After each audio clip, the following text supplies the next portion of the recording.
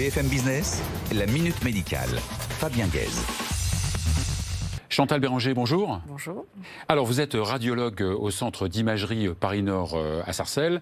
Nous sommes au mois d'octobre. Qui dit mois d'octobre dit octobre rose, le mois de la sensibilisation nationale du cancer du sein.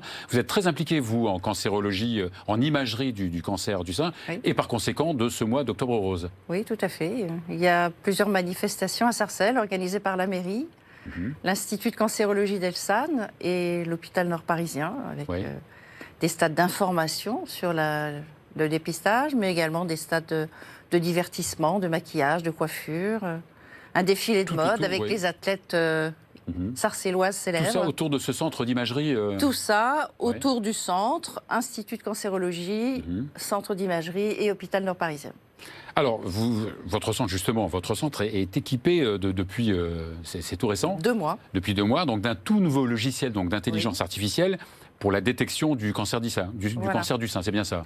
Pour l'amélioration de la détection du cancer du sein, l'amélioration des détections des petites lésions. Alors, l'intelligence artificielle, elle est très ancienne, mais le nouveau logiciel est un algorithme de deep learning. Approuvé aux États-Unis depuis fin 2018. L'intelligence artificielle, on utilise beaucoup de data, des dizaines de milliers de data pour. C'est une analyse, un algorithme, une analyse, et c'est une aide au diagnostic des lésions subtiles, celles que nous pourrions ne pas voir ou mal interpréter. Sauf que là, c'est un algorithme très particulier. On appelle ça du deep learning, c'est-à-dire que vous apprenez, la machine se débrouille toute seule. Voilà, la machine se débrouille toute seule. Elle nous indique sur l'écran, en soulignant des images, ça peut être des masses, ça peut être des calcifications, avec un pourcentage qui nous dit quel est le risque de cancer. Et ça nous aide à poursuivre, alors. Oui. Soit nous continuons les investigations, soit la lésion est connue et ne présente pas de risque. D'accord, donc c'est une aide en fait au diagnostic évidemment, et ensuite qui implique la prise en charge, c'est bien ça, à partir de ce diagnostic? Alors la prise en charge est décidée par le radiologue. L'intelligence artificielle ne remplace pas le radiologue. Vous avez des détections qui sont déjà connues, des masses déjà biopsiées, et il y a aussi des lésions que nous n'aurions peut-être pas vues, que nous allons approfondir avec d'autres examens, une IRM ou une échographie dirigée. Enfin, c'est technique. Quand vous dites aussi, ça peut être de l'ordre du millimètre. Ah oui, bien sûr. Oui. Ça peut être quelques calcifications, micro-calcifications. Donc ce nouveau logiciel d'intelligence artificielle, finalement, il diagnostique peut-être mieux que le radiologue lui-même? Même si le radiologue, on a toujours besoin du radiologue, bien sûr. Il y a un vrai bénéfice, c'est qu'on est en confiance. On analyse notre image en 2D ou en 3D. On fait l'intelligence artificielle sur cette analyse et ça nous rajoute des informations. Ça nous donne confiance en nous. D'accord.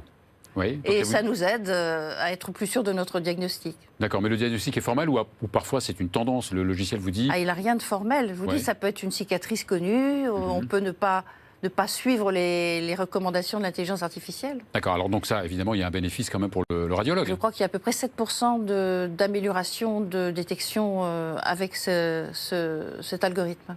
Donc dans quel sens? Le radiologue gagne du temps Alors gagner du temps, probablement, parce que sur certains incidences, sur certains cas difficiles, on s'attardera un petit peu moins, puisque le travail est fait à notre place.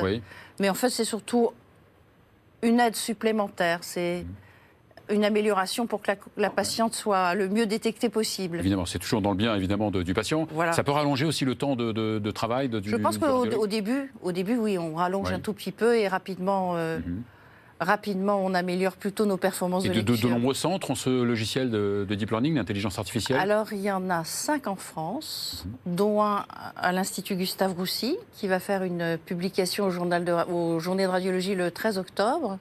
Et un chez nous, au Val d'Oise, le premier dans le Val d'Oise. Voilà. Très bien, parfait. Merci beaucoup Chantal Béranger. Je vous en prie. Très bien.